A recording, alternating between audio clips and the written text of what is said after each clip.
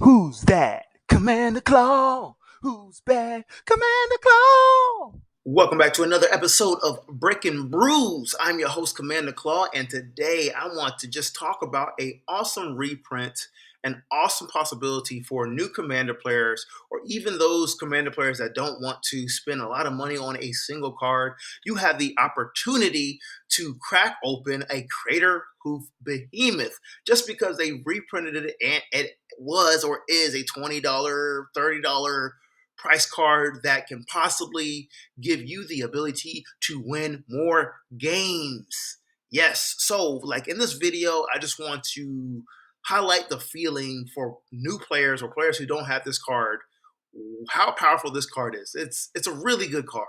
It closes out games, and I think that's one of the main problems for a lot of deck builders is that they don't have uh, closeout cards or cards that can win them games just because the price point is extremely high. Yeah, $40 for a single card.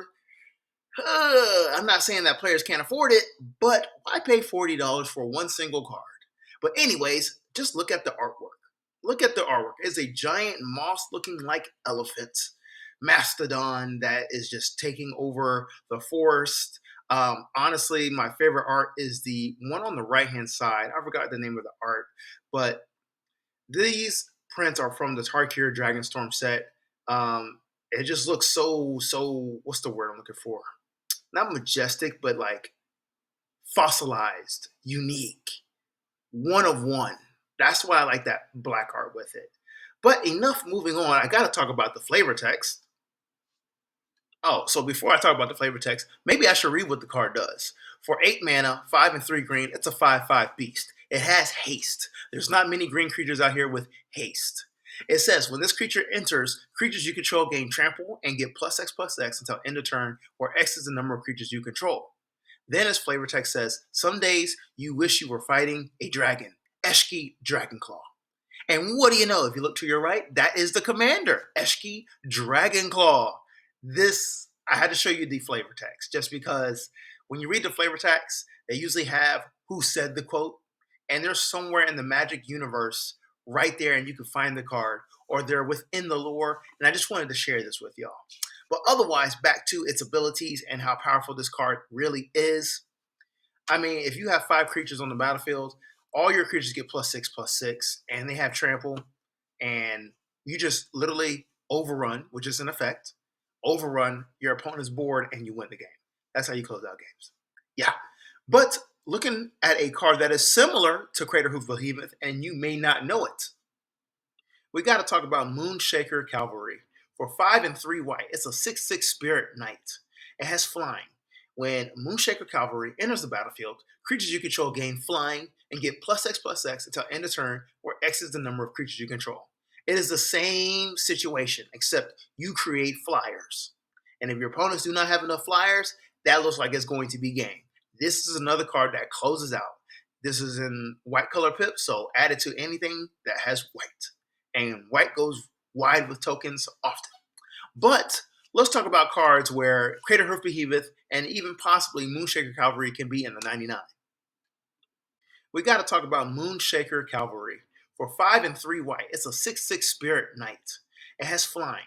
When Moonshaker Cavalry enters the battlefield, creatures you control gain flying and get +X/+X until end of turn, where X is the number of creatures you control. It is the same situation, except you create flyers. We're going to talk about Jetmir Nexus of Revels, which is an awesome commander. The feeling that you get from this commander is you have a win con in your command zone. If you meet the criteria of having 9+ tokens on the battlefield, 9+ creature tokens on the battlefield, they get boosted stats that most of your opponents will not be able to handle unless they have a fog or a holy day. If they do not have that criteria, even an ink shield, the game is over. The game is over. That's what Jetmir Nexus of Revels is in your command zone. In the middle, we got Balin the Haymaker. Very powerful commander from the Bloomborough set. It is a infinite token, some type of combo generator. Either it's mana, creature tokens, or card draw. and you just add a impact tremors to add damage to the infinite amount of creatures entering the battlefield. Whatever type of infinite combo possibility you want, Balin is your commander. And on the far right, we got the most popular elf commander and one of the most popular 10 commanders for a very long time. Very long time. Lathril, Blade of the Elves. What this elf does is Golgari colors. So it's going to make a bunch of elf tokens and deal death. All right. You will be able to go wide and sacrifice. Actually, not sacrifice. Just tap 10 untapped elves you control, and each opponent loses 10 life, and you gain 10 life. Just a way to kill off your opponents for elf tribal. Moving on to 2 new commanders where you can add Craterhoof Behemoth or Moonshaker Cavalry. So we got to talk about Teval the Balanced Scale, and also commander Sultai colors that generates value from the graveyard, either by cards leaving your battlefield and you create a 2/2 zombie, or you are just milling yourself when you attack and you put lands into play. This is a ultimate Sultai commander, in my opinion. If you never played Sultai, try to imagine your library played upside down, and all those cards that are upside down, which is your graveyard, you have access to.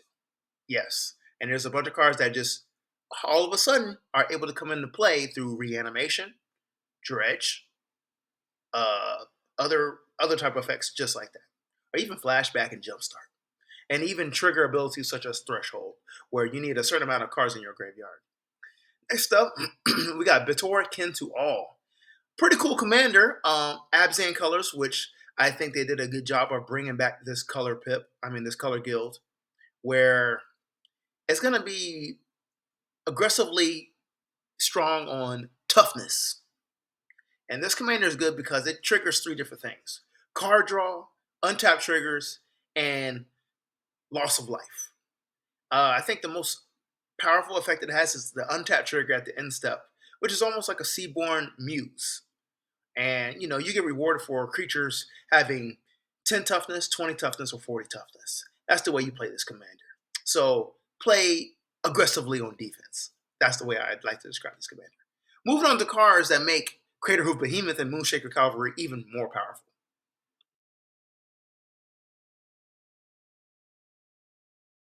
So what makes Craterhoof Behemoth is its enter the battlefield ability. And just to let y'all always know, enter the battlefield abilities can be blinked and flickered, which means they leave the battlefield and come back to the battlefield at some point in time, either right then and there or at the end step. And these staple cards are Conjurer's Closet, where it's an artifact for 5 mana. At the beginning of your end step, you may exile target creature control, then return that card to the battlefield under your control. Bam. So what happens is that Enter the Battlefield ability gets triggered again. Now, that may not be the best example for Craterhoof Behemoth because that's after your combat phase, but I just want to get the point across because you might have other commanders or other creatures that you want to blink. And Conjurer's Closet might be a new card for you if you're new to Magic. Otherwise, we got Ephemerate, another popular one. For 1 white, is an instant, exile target creature control, then return it to the battlefield under its owner's control.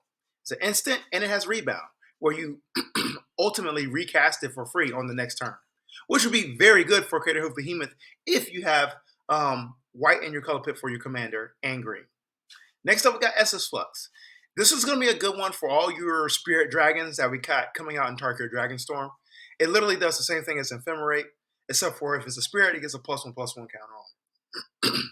So, as examples, these are flicker examples that you want to add for your Enter the Battlefield abilities, and you can possibly make Craterhoof Behemoth even more stronger and repeat its value.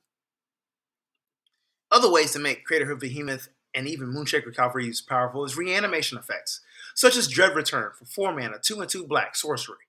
Return target creature card from your graveyard to the battlefield. And it also has flashback, sacrifice 3 creatures. Great card, you just need black in your color pit with your command zone, with your commander. And guess what? Your opponents are probably going to destroy your Craterhoof Behemoth, even though its ability is pretty much a one-time thing, right? But if you want to sack it for your own purposes, then reanimate it, go ahead. Dread Return is an awesome card to do that. Because if this card is in your graveyard, you can use this flashback ability to bring back Craterhoof Behemoth and trigger its ability again. Next up, we got Sneak Attack. If you have red in your color pip and green, it's an enchantment. You literally pay 1 mana and you put a creature card from your hand onto the battlefield. That creature gains haste. Sacrifice the creature at the beginning of the next end step. And when you do that, you're better off paying 1 red mana for Craterhoof Behemoth versus 8. Why not? So there's multiple ways to just abuse Craterhoof Behemoth's power.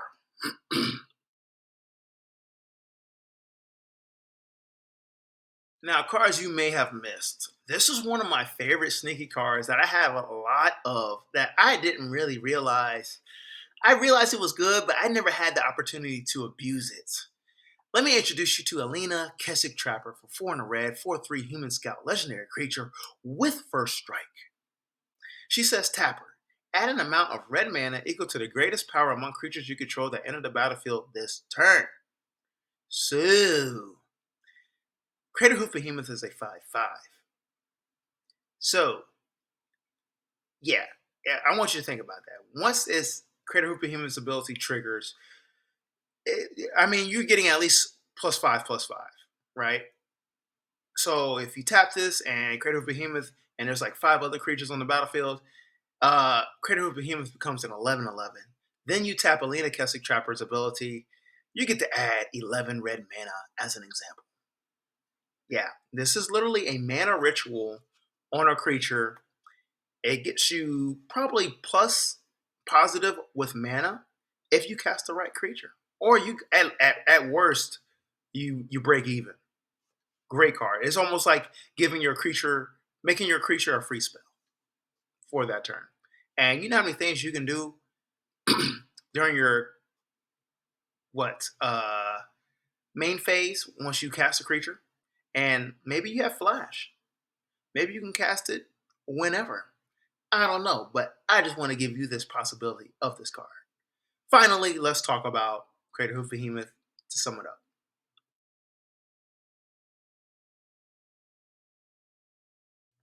Craterhoof Behemoth, awesome card. Just excited for y'all to have the opportunity to purchase it at a lower price because it is finally reprinted. I don't have one. I've been a victim of losing the one. I can tell you that. And I didn't like that feeling. And honestly, 8 mana seems like a lot. But 8 mana to win the game, you should be comfortable paying 8 mana to try to win a game. That's what I think players should really ultimately start. New players should ultimately start getting that feeling. Like if I play a 8 mana spell, that means I can win the game. Let's do it. End of story. Thank you for watching this video. I'm your host, Commander Claw. If you like this video, hit the like and subscribe button, man. I'm super excited to bring in more content because I'm in a different level right now that it's just making me want to push out more content. Tarkir Dragonstorm is an awesome set. So, hey, thank y'all.